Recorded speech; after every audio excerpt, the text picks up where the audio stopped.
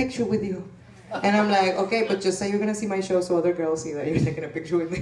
But it was like, it was weird for me. It was like, I felt bad for him that it's like, oh, your world's so small that you haven't met the Mexican. I met 3 Mexicans in the bus on the way to the theater in Halifax. It's like, and also sometimes, because I do comedy, I was doing a joke at work, and this guy was like, oh, it's so funny because of your accent. And I was like, no. It's so funny because I'm funny.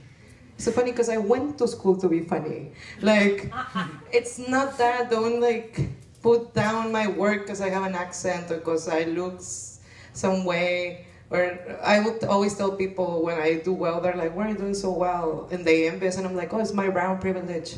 My brown privilege is taking me places. And they're like, really? Like, yeah, I go to an audition, and I'm like, I'm brown, I'm a minority, put me there, and then put me in. It's like, of course not. But I like when people really think that I'm saying that I have a privilege, which I'm not. I have no health because I'm a worker. I can get removed from this country anytime they want. So it's like, there's no privilege. It takes me twice as hard to work for what I got, so you to make fun of me. But it's okay, one day I'll be president of Canada. Oh no. Oh, Prime Minister. I know. I learned it. What was the question?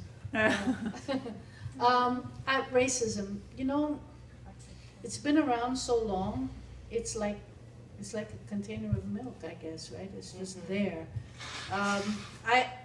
As a Puerto Riqueña, I come from a culture that is, you know, it's a rainbow country.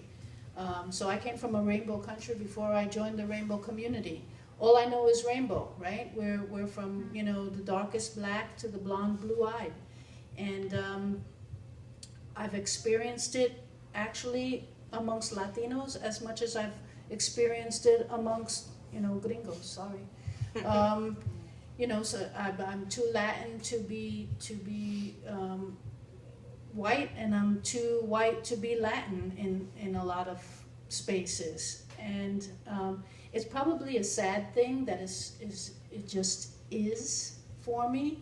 And it is for, you know, it has been that way for everyone in my family. I think the only thing that probably rubs me to the core is, and I'm only saying this from, you know, my American life, is when people used to say, you know, about my grandmother to speak English. Well, she understood English very well. She was a very intelligent and highly educated woman, but she chose not to speak English. It wasn't her language of choice, and there's a difference between, you know, not knowing and not wanting to speak that language. And you know, one thing that she instilled in me, and you know, throughout and I grew up speaking Spanish and Portuguese. I have a Brazilian family as well, so I grew up speaking Spanish and Portuguese before my family allowed me to learn English in school. And one thing that my grandmother always said to me is, learn the language, but don't live the language. Because there are so many words in the English language that were designed around oppression.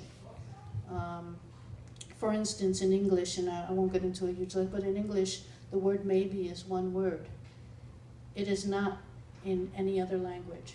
And there's a reason for that, because in Spanish or Portuguese, it either is or it isn't. There are 2 words to say maybe, but in English they've made it one word. They've made it that, they've given it that power.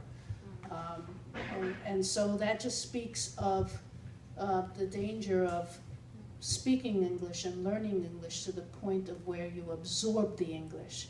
So I may speak clearly and I may not have an accent, but I have what they call la marca del plátano.